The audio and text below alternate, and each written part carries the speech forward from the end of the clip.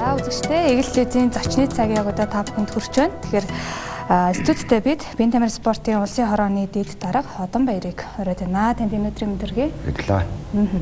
За Токио 2020 Олимпиатай холбоотойгоор за Олимпийн эрх авах тэмцээнүүд бол одоо ингээд үргэлжилж байгаа шүү гэн. Тэгэхээр ер нь манай одоо тамирчид ер нь одоо хичнээн төрөлд хичнээн эрх одоогоор аваад байгаа бай.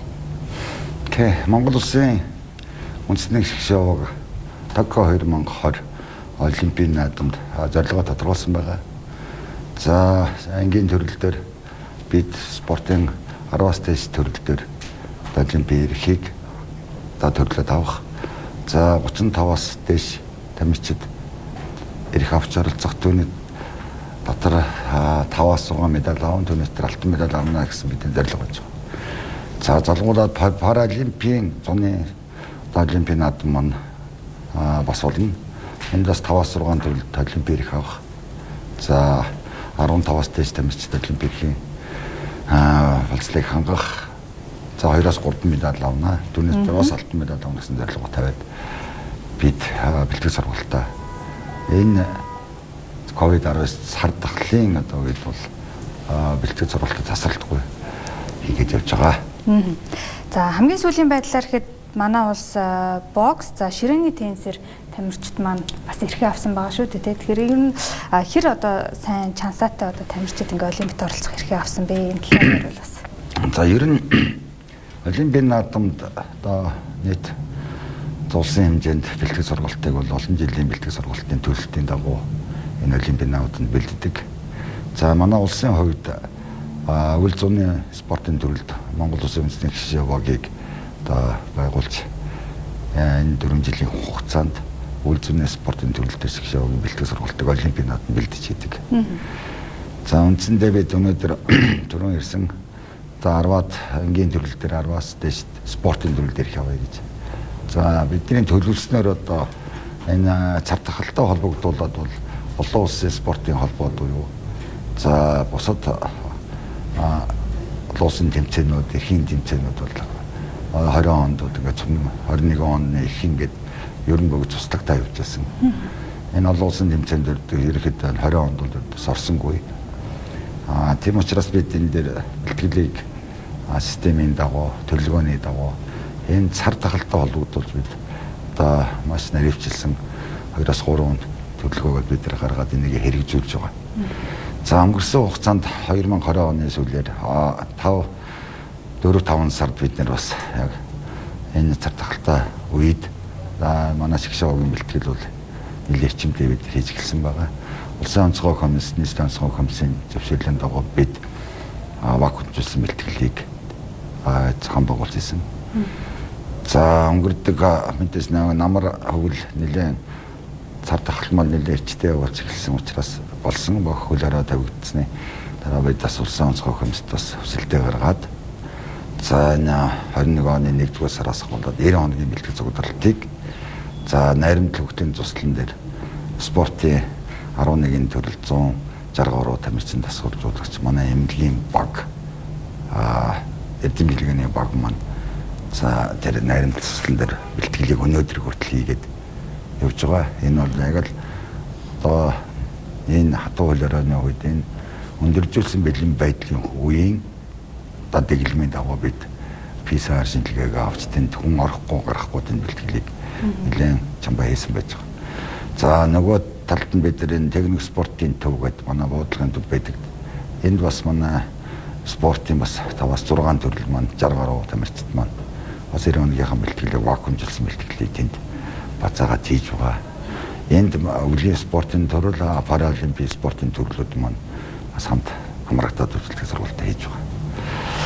За бидний хувьд Монгол улсын хувьд одоо дэлхийн спортын олон улсын холбоодууд буюу олон улсын олимпийн хорооны зүгээс одоо 21 оны 7 сарын 23-нд олимпийн наадам маань эхлэх одоо шийдвэр нь гарсан учраас одоо олимпийн эрхийн оноо цуглуулах үе эрх авах тэмцээнүүд маань ингэж нээлттэй эхэлсэн. Одоо манай жудоо хүүгийнхэн та бүгд маань сонссон баг. Одоо Унгарын тулсан тэмцээнээс ахуулаад өнгөрдөг хугацааны Ташкент, Узбекийн тэмцээнүүд, Олимпийн оноо цуглуулах тэмцээнүүд одоо өнөөдөр хэд гүйцэтгэж яг хэлж байна. Энэ оноо цуглах тэмцээнд оролцоо явж байгаа. За манай чөлөөт өхийн тамирчид маань одоо энэ 4 сарын 7-нд Казахстан улсад Азийн аварга Азийн олимпикийн тэмцээн 5 сард Болгар улсын Софи хотод дэлхийн одоо олимпикийн тэмцээнд ингэж оролцохоор болж байгаа. За энэ хажуугаар манай теннисний шгшаваг маань сая дооход олимпикийн тэмцээнд оролцоод 2 хүүхэд маань олимпик эрхийг анх удаа авлаа. Монгол улс теннисний спортын төрлөөр олимпиадад анх удаа эрхийнхэн болцлыг хангаад тарих авна гэдэг бол энэ бас бидний хувьд маш гайхамшигтай сайхан амжилт. За манай боксын эмэгтэй нэг тамирчин манай одоо анх удаа бас олимпик эрх авч байгаа. За энэ 4-5 сард ингээ манай хүндийн өргөлтийн баг. Тэгээд 5-6 сард одоо манай байтарва тайквондогийн баг гэдэг параолимпийн зуны төрлүүдийн багууд гэдэг нийтдээ одоо олимпик хүртэл энэ онд 21 онд бол 30 гаруй олимпийн эрхийн оноо цуглуулах эрхийн тэмцээнүүд төлөвлөгдөж явагдаж байгаа. За манай Монгол улсын хувьд манай Монгол улсын шгшаваг маань олон улсын нислэг маань одоохондоо тавигдаг байгаа.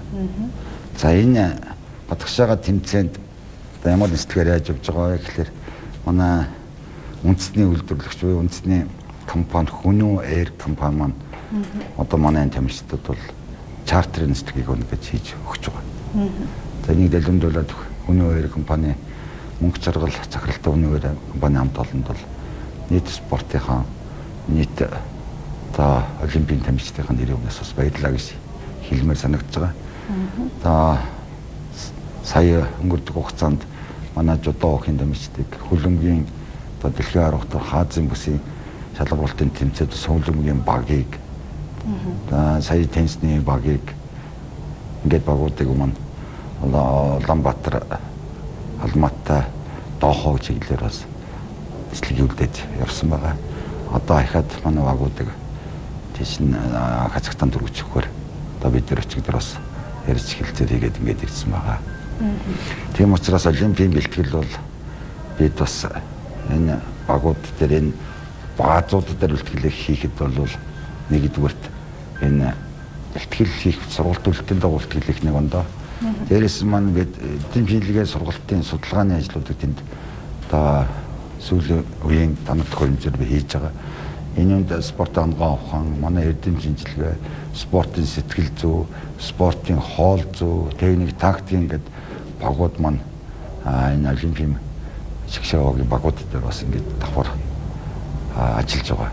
Энэ бол нэлээд бас бидний дараагийн олимпиад одоо амжилт гаргах бэлтгэл сургалтын төвшин тодорхойлоход бол энэ багууд бол маш үр дүнтэй ажиллаж байгаа гэдгийг зохино. Тамирчдыг ер нь одоо дархлаажуулалтанд хэрхэн яаж хамруулсан бэ? За яг бид бол нэгдүгээрт одоо манай спорт онгоо ухааны эзэмшилгээний төв дээр энэ тамирчдын дархлаажуулалтыг сайжруулах жил болгон бидэрт одоо хүнсний нэмэлт хичээл энэ витамин жилтэг бол одоо байнга өгдөг, хэрэглэгдэг. За энэний дагуу бид нэр судалгаа шилжлэгэндээ үндэслээд энэ тамирчдын дархлаажуулалтын сайжруулах одоо бүхэл одоо дасгал хөдөлгөөнд бүгдийг бас ингээд төлөвлөгөөний дагуу явуулж байгаа.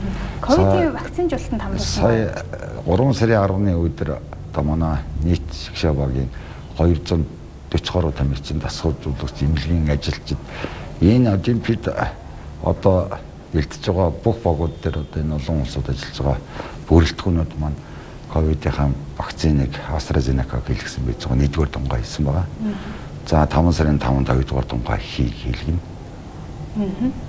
Тэгэл вакцинд хамрагдаад явцсан. За ямар нэгэн байдлаар хариу урвал өгсөн ч юм уу тийм тохиолдол нь бүртгэгдсэн байгаа юу? За өнөөдрийн байдлаар хариу урвал үзэгдээд ч юм уу одоо маш хүнд байдалтай байгаа байдал бол байхгүй. За мэдээж жижигхэн халуурах хэмжээний юм бол баг зэрэг байсан байж байгаа. Гэхдээ энэ хүн тамирчин болгоны хүний бас бие онцлогт нь бас тохирч байлаа л дээ. Их тамирчид бол тэр мэддэхгүй өнгөрсөн байлээ. Зөвхөн тамирчид бол нэг орой жоохон бүлээрсэн асуудал байгаа. Жишээ нь би одоо огцсон байхад оройдоо жоохон халуурах, би жоохон юурах 1 хоног л болж байгаа. Тэгэхээр манай тамирчдад бол энэ вакцин бол яг ихтэй сөрөг нөлөө үзүүлээгүй гэж бодлоо.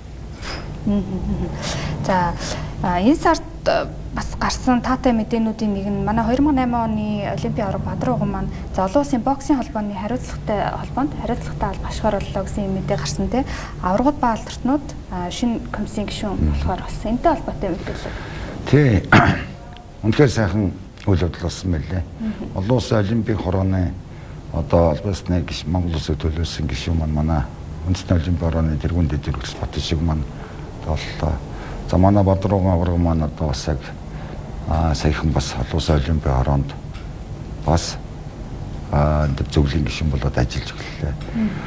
Дээрээс нь олон улсын жудо өхний холбооны бас хүч зөвлөл дээр дотор манай Эрдэнэт авиат маань тэнд бас орж байна. Дээрээс нь манай спортын холбоодууд, спортын төрлүүдийн эмэгтэй шүүгч нар маань олон улсын одоо олимпийн шүүх эрхүүдүүд авч гэлж байгаа.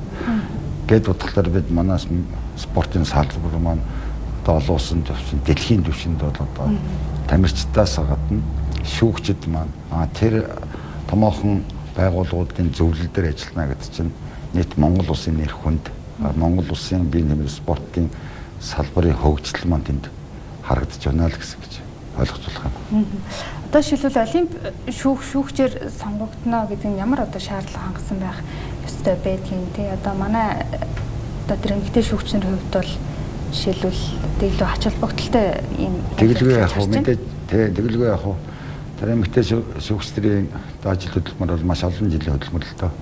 Тэгээ төв дэлхийн олон улс энэ тэмцээнүүдээр шүүсэн туршлагатай тэр шүүж явахдаа ямар нэгэн алдаа гаргадаг тийм шалгуур үзүүлэлт гэдэг хангаал олон улсынх нь холбоодоос нь шүүгчдэр олимп дэлхийд шүүх эрхийг олгогддог л доо. Тийм учраас манай шүүгчдүүд маань тэр шалгуур кредитийн хангаал тэгэл олимпик шүүх, дэлхийн аврах шүүх урилга авч яана л гэсэн үг. За одоо бэлтгэлээ базааж байгаа тамирчидтай холбоотой ер нь гарч байгаа хүндрэл бэрхшээлтэй зүйл ер нь байгаа болов уу яаж байгаа л. За ямар ч байсан ч төр засгийн үед ерөнхийдөө яхалсан олимпийн наадмын бэлтгэх үндэсний хороо гэж байдаг. Үндэсний хороогоор бол манай тухайд одоо манай ерөнхийдөө хөрөлсөх ерөнхийдөө маань одоо манай шгшөөгийн олимп бэлтгэх зардлыг бол оны өмнөөс одоо нэлээ 11-11 тэрбум төгрөг баталж өгч ирсэн. 19 онд 20 оныхыг. За энэ төсөв маань бид нар мэдээж тамирчид бэлтгэл сургалт уралдаанд тэмцээн бит мэдлэлд нэн шаардлагатай нь улсын төсөв. Та манай сангийн хаан буюу олимпийн наадмын бэлтгэх үндэсний хорооны шийдвэрээр одоо тамирчдын тэмцээн уралдаанд бэлтгэл сургалтын бит мэдлэлтийн зардал бол төрийн зүгээс улсын зүгээс бол 100 хангагтай явж байгаа. За мэдээж нэг хажуугаар нь манай тухайн спортын холбоодууд маань бас хажуугаас дэмжлэг байсан. Хэрэг үзүүлдэг. Зарим одоо цуглалтын зардлуудаас ахуулаад бас харилцан одоо хамтарч дэмжлэг үзүүлээд ажилладаг юм аа. Олимпийн бэлтгэлтэй холбоотойгоор нэмэлтээр өгөх мэдээлэл нь юу байна вэ? За ямар ч байсан ч энэ олимпийн одоо бэлтгэл маань нэлээд чамбаа явагдаж байгаа. Шинжилгээ хааны үндэслэлүүд нэлээд сулгаа шинжилгээтэй ажиллаж байгаа. За энэгээрээ бид нар бол ерөнхий төвшингээ тодорхойлоход бэлтгэл бол 100 хангалттай явж байна гэж ойлгож байгаа. Манай өдрийн байдлаар бол актив бэлтгэл гэмтэл авсан тамирчид маань тамирчдад бол хамгийн одоо төвхтэй буюу харамсалтай бол тамирчдын бэлтгэл гэмтэл байдаг юм л да. Өнөөдрийн байдлаар бол тэр бэлтгэл гэмтэлтэй актив тамирчид бол бас байхгүй. За бидний тооцоогоор бидний тавьсан зорилгын зорилгот бол одоо 35-аас дээш ирэх авах одоо зорилго байгаа. Энийг бол бид энэ 5 сар 6 сарын дундуур гэдэг ерөнхийдөө олон улсын бүх эрхийн тэмцээнүүд дуусаж гардаг юм.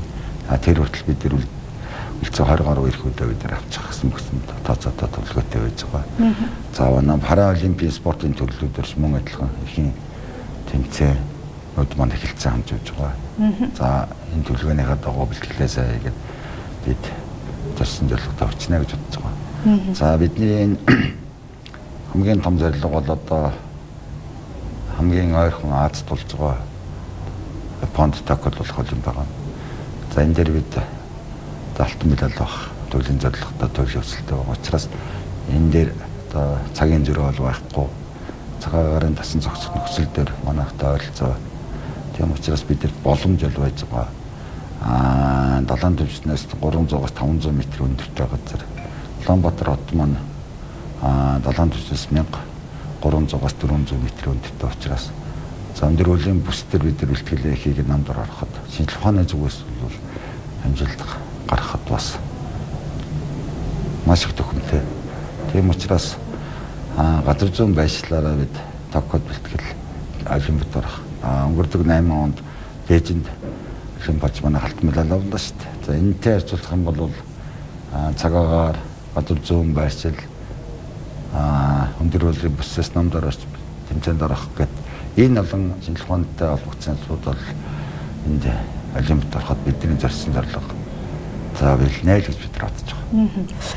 2023 оны 9 сард за Улаанбаатарт нөгөө Зүүн Азийн залуучуудын наадам бас болно гэсэн мэдээлэл байгаа. Тэгээ үүнтэй холбоотойгоор бэлтгэл ер нь яаж явж байгаа юм бол? Тийм тэглгүй 2015-16 онд улс орон шинжлэх ухааны спортын яам тухайн үед ирэлэн спортын яам байсан. За манай нийслэлийн засгийн тамгийн газар гэдэг 50-нд энэ 23 онд залуучуудын Зүүн Азийн наадмын одоо их оронд авах одоо сонгуул шалралтанд орж Монгол улс Улаанбаатар хот шалгараад авсан юм байна. Тэгээ одоо 23 онд бид нэр өчигдөр өнгөрдөг 7 хоног нийслэлийн засгийн сумын ядар дээр бид бас оролдож энэ бэлтгэл ажлыг хангах ажил дээр бид ажиллаж байгаа. Энийг хамтран хийхээр бид Улаанбаатар менежмент гэдэг тусгаас баг ажиллаж байгаа. За энэ наадмыг зохион байгуулахын дунд нэн тэргуунд спортын барилга байгууламжийг бид одоо яармын задлтууд дээрээс хийгээ явж байгаа. Арена степ гэж Мөсөн ордны задлт. Гэх мэтлэн бид нэр спортын 10 гаруй төрлөөр Зүүн Азийн залуучдын наадмыг бол Монгол улс анхудаага Улаанбаатарт зохион байгуулах учраас ямар ч байсан стандартын спортын барилга байгууламжийг бид одоо бий болгож тэмцээнэ авах хэрэгтэй. Тийм учраас 23 онд энэ наадмыг бол амжилттай зохион байгуулах бэлтгэл ажил эхлэх явж байгаа гэж ойлгож байна. Цардахалтай холбоотойгоор жишээлбэл нэмэлт бэлтгэл хийх ч юм уу тийм шаардлага байгаа гэж тооцоолж байгаа юу? Тэгэлгүй яг хоо цардахалтай холбогдуулаад бид нар дараагийн арай энэ цардахал маань нэлээд одоо хатуу хорионд ороход бидний дараагийн бэлтгэлийн төлөв бол бэлэн байж байгаа. Тийм учраас энэ олимпиад холбогдуулаад цардахалтай холбогдуулаад бэлтгэлээ ихийнх нь бид нэр одоо гадагшаа эрхийн тэмцээнд орж байгаа улсуудаа бол тэнд нь бэлтгэлийн хэлгэж дараагийн улс руу одоо тэмцээнд нь явуулж байгаа. Яагаад тэгэхээр буцаж ирээд дэглэм 20 дэглэмийнхаа дагуу 10-14 хоног хоригдоод бэлтгэл байхгүй болох нэг асуудлаас сэргийлээд бид нар чөлөөт өх маань 4 сард Казахстанд эрхийн тэмцээнд орцоход 5 дугаар сард Казахстанд бэлтгэл хийж байгаад Сапирог Болгар руу явах жишээтэй болж байгаа. Тэгээд энэ цардахалтай холбогдуулаад бид зөвхөн одоо олимпиад дээр биш бид нийтийн бие нэмэр нийт иргэдээ цардахлын дархлаагаас сэргээх дасгал хөдөлгөөний хийх талаас бид орон улс орондоо ирнэ үнэгүй фитнесийн амталтантай манайх бүтэн жилийн хугацаанд хамтарч ажиллаад Улаанбаатар хот буюу дүүргүүд 21 аймагт үнэгүй фитнесийг нэлээд дэлгэрүүлж ажиллаж явж байгаа. Энэ маань нэлээд өрөөгөө зөгч байгаа. Яагаад гэвэл би нэмэр спортоор хичээлж дархлаагаа сайжруулах ёстой. Энийг бол олон улс бол нотолцсон хийгээ явдаг. Энийг бид нар эхлүүлээд явж байгаа. Саяхан бид нар бас эрүүл захим гүйлт 2021 гэдэг захимаар одоо бас гүйж Strava аппликейшнийг хүн болгон утсан дээр хийж 21 аймаг 9 дүүргийн 330 сум нийслэлийн одоо 153 хороодуудаар хамрагдаж бид нар бас 14 хоногийн хугацаанд одоо яг захим гүйлтийг анхудаага бас Улаанбаатар Монгол улс дээр хийж үзсэн. Үнэхээр энэ бас иргэн хүн гэртээ биш хөдөлгөөнтэй өөрийгөө Strava аппликейшнийг утсан дээрээ суулгаад хурдан алхах, шогшиж гүйх, эрчтэй гүйх төр одоо өөрийн явсан километр нь өшөө зүрхтний ачаална гэдэг юм бүх юм дээр аппликейшн дээр гараад өөр өөрийгөө хянаа явуучих бүрэн бололцоотой тийм эрүүл мэндийн захин бүртгэгүүд хангалттай зохион байгуулж хүлээ. Энэ бол нэлээд үр дүнтэй ашигтай ач холбогдлогоо явж байгаа гэж бодож байгаа.